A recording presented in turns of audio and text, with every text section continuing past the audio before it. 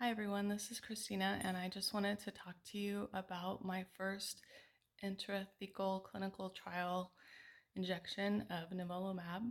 I just got home day before yesterday from that, and it was quite a journey.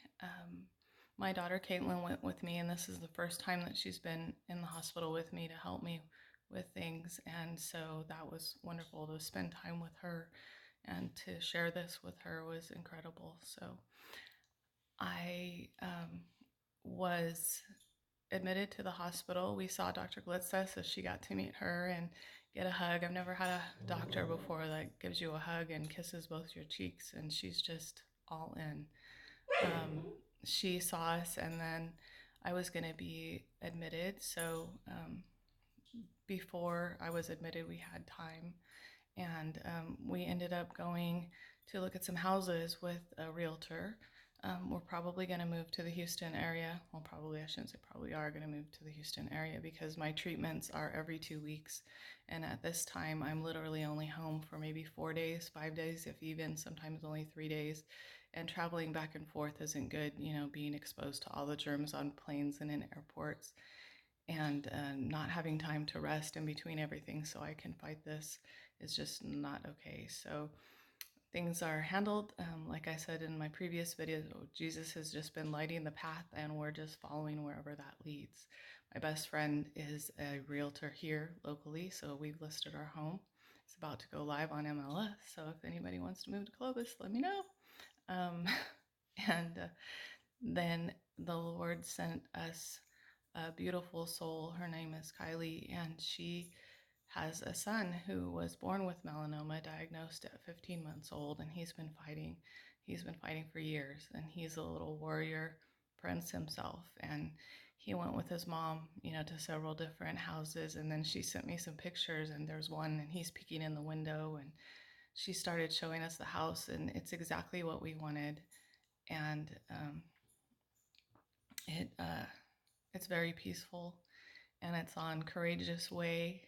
That's the name of the street.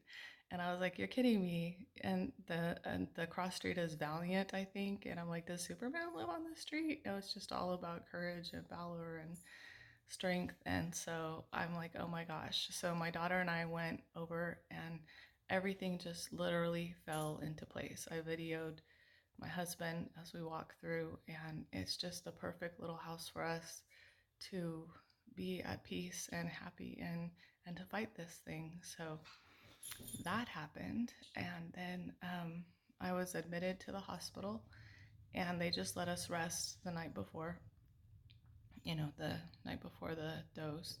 And then in the morning, they came in and did my first dose of nivolumab, and I felt fine. I mean, there can be reactions. I haven't had anything like no blurred vision or no headache, thank goodness, because the IL-2, like I said, was awful.